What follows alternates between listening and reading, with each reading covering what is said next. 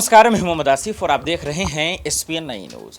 Hindenburg के फिर से एक ट्वीट ने दरअसल अडानी मामले पर भूचाल मचा दिया है। हिंडनबर्ग ने दरअसल एक और खुलासा किया और उसके बाद से अडानी मामले पर जो थोड़ा सा मामला थमने का नाम आ रहा था वो भी अब नजर आता नहीं आ रहा है। हालांकि सुबह में ये खबरें कर हमने आपको बताई थी कि हिंडनबर्ग के खुलासे में क्या कुछ हुआ, लेकिन उसके बाद फिर रिएक्शन कांग्रेस के आ गए और कांग्रेस दरअसल कह रही है कि भैया आप कुछ भी कर लीजिए, मोदी सरकार कितनी भी भाग जाए इस मामले पर, लेकिन आज न कल आपको जवाब देनी पड़ेगी। कैसे एक मालिक को बचाया जा रहा है, इस मालिक का खेल 2024 में क्या है, इस रिपोर्ट से समझिए। अडानी पर आंच तो राहुल गांधी पर जांच। ये कितनी बड़ी विडंबना है कि अडानी को बचाने के लिए सारा स्वांग रचा जा रहा है। और स्वांग कैसा रचा जा रहा है 2 मिनट में सुन लीजिए।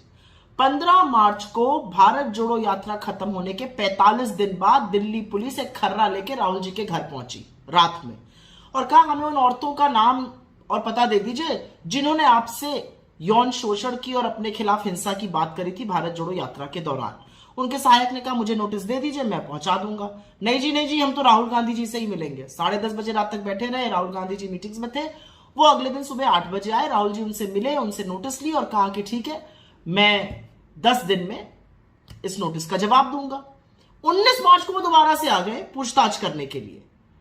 अरे भाई, जब कहा है जवाब देंगे तो वेट करिए, लेकिन वहां से चाबी भरी जा रही होगी अमित शाह और नरेंद्र मोदी जी की, तो वो दोबारा से पहुंच गए थे। खैर, मैं 2 बातें कहना चाहती हूं। पहली बात मैं महिलाओं पर कहना चाहती हूं। इस देश का कोई भी ऐसा नेता है, महिला या पुरुष, जो इतना विश्वास दिला सके औरतों को कि वो आकर अपना दुख, अपनी वेदना, अपने दर्द के बारे में कह सके और 2 आंसू बहा सके। इस सुरक्षा का कवच भारत जोड़ो यात्रा और राहुल गांधी जी ने दिया था। उन महिलाओं को यह विश्वास था कि सुरक्षा के उस घेरे में राहुल जी के सामने वो जो बात कहेंगी अपनी पीड़ा के बारे में, वो सेफ रहेगा, वो सुरक्षित रहेगा। उनको यह ढांढस बंधाया राहुल जी ने कि आप मुझसे बात कर सकती हैं।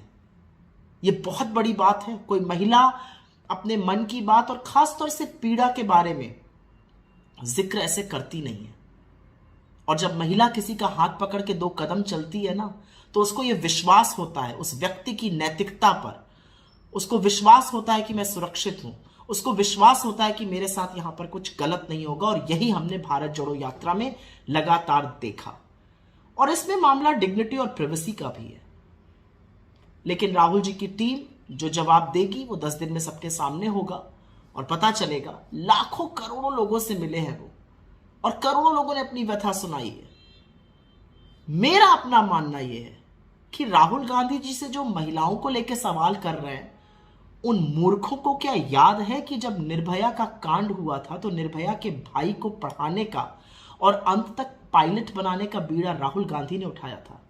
कैमरा से दूर, सुर्खियों से दूर, न्यूज नहीं आई थी इसकी, लेकिन भाई का पूरा बीड़ा, पूरी जिम्मेदारी उठाई थी। हाथरस में जिस बेटी को आपने जला दिया था ना, फूंक दिया था 2:30 बजे रात को बिना उसके परिवार के, उस पीड़िता के परिवार से जब वो मिलने जा रहे थे तो आपकी पुलिस ने यह हिमाकत करी थी कि उनके गिरेबां पे हाथ डाला था। दिल्ली में जब बच्ची के साथ यौन शोषण हुआ था तो उसको न्याय दिलाने की गुहार लगाने में सबसे पहले और सबसे आगे राहुल गांधी थे। उस राहुल गांधी से आप महिलाओं को लेकर सवाल पूछिएगा। मुंह मत खुलवाइए मेरा, क्योंकि अगर मैंने आपकी पार्टी के लोगों पर और दुष्कर्मों पर मुंह खोलना शुरू कर दिया तो कहीं छुपने लायक नहीं रहेगी भारतीय जनता पार्टी। लेकिन ये सारा तंत्र, ये सारा स्वांग, ये सारी पुलिस क्यों हो रहा है? क्योंकि मित्र को बचाना है। जेपीसी हम गठित नहीं करेंगे, संसद में हम नहीं बोलने देंगे, संसद को म्यूट हम कर देंगे, बोलेंगे तो नारेबाजी हम करेंगे, संसद को स्थगित हम कराएंगे, विपक्ष भी नहीं कराएगा, अब तो सत्ता पक्ष कराएगा।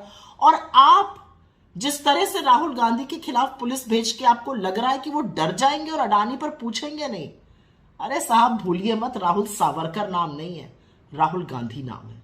लेकिन मैं तो चाहती हूं कि आप जो कर रहे हैं वो और करिए, क्योंकि ये देश भी तो देखे कि आप असली में है क्या, आपका असली चाल चरित्र और चेहरा क्या है।